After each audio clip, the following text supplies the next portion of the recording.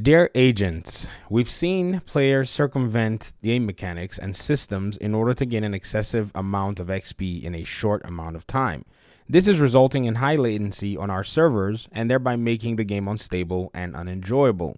We're monitoring this behavior, and players that make use of these exploits will receive a temporary ban, 14 days, from the game on first offense. Repeat offenders will be banned permanently. The Division 2 team. What makes this whole statement awkward is, as this statement is placed here, a former developer who worked on this game, or at least claims from their Twitter bio that they worked on the game, pretty much replied to this particular post and said, "Wait, why is there high latency on the servers? I spent a non-insignificant portion of my life making that not the case."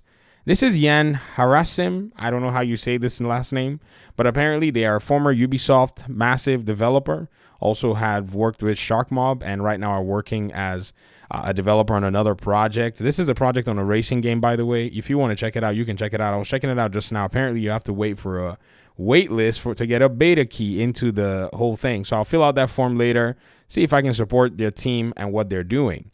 So this is a very interesting set of responses that we've gotten overall for this post that Ubisoft Massive put out. And it's quite interesting to go ahead and see how the responses across the board are coming through. I think this is one thing about the game that the developers probably never really did figure out, but they overplayed their hand for the most part in this particular post. There was a time when the Division did not have, in my opinion, a lot to draw players' appeal away from the game. I can understand, as I'm a Division fan, and I would say that all day, every day. The Division beat Anthem, beat it into the ground. Anthem came out 1 month before it, but EA did not have what it took to be able to make a full-blown live service game. And I would say that Ubisoft Massive did have what it took. They basically made their first Division game. A lot of their failures, a lot of their mistakes were learned in that first title, even though I felt it was a success. Pretty much making a player like me play a shooter is a big deal. I don't play many of them. In fact, I hardly play any of them. And so this was one of the games that I played the shooters for 2 iterations. But now that the Division has gone a long time and the game is basically on minimal support, I don't necessarily think that the devs have as much leverage as they think they have to make these kinds of posts, or at least not find middle ground in their own development paradigm. And this for me has been the longest and most critical aspect in regard to how the developers have approached their game. I don't think that they've actually taken a lot of creative measures in the past to ensure that they can, in a sense, still serve their players, even though, there's some challenges, there's some, bugs in the game, or what you would call, development overlooked aspects that players can actually take advantage of, and they come out with posts like these. The Division is already, far into its longevity, into its lifespan. So in my opinion, if players are able to find a system that is within the game, that is giving them XP, and they're not glitching anything, or they're not causing any game-breaking aspects of the game to be manifest, then I don't think it's a big deal. The developers can just go ahead and say, we're going to go ahead and patch this. But here's the thing, I don't necessarily think that this particular excuse was a genuine one, or the reason that they're given, because that developer basically went ahead to go ahead and question why in the world we're having latency issues when, according to this developer, they spent a non-insignificant portion of their lives in making sure that that was not the case. So I don't know what development aspect that this person was in, but it seems to me that the team that, originally developed the game had already put in a lot of work to ensure that the game did not have that many latency issues.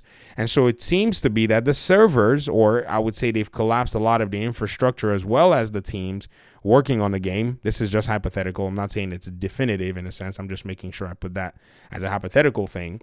But it is what it is. It is where we are. So how can the developers continue with their community support? I think Morten Ryberg, who is right now the product manager of the team, possibly has to take a very close look at the way the community is responding and be able to kind of read the community much better. You see, this is not necessarily the time to come out with a lot of these different, ideas. Or maybe they didn't think that, the community was going to go ahead and kind of like, in a sense, sniff through how this is very corporately worded in a sense.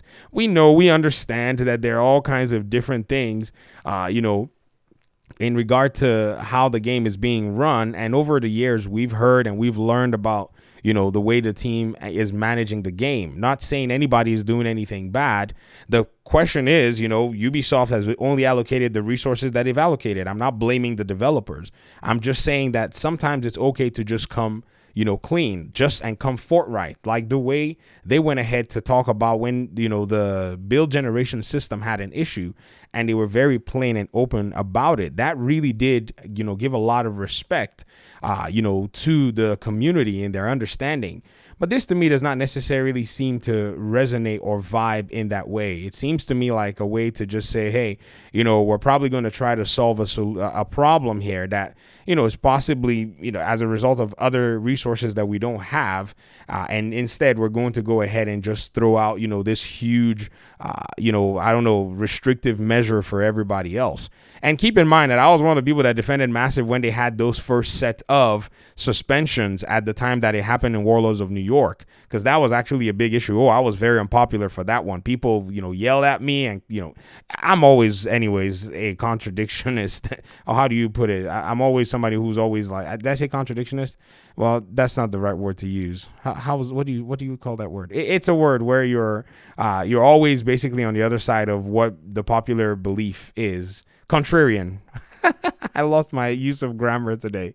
But anyway, I thought I'll just go ahead and mention how I thought this was really awkward.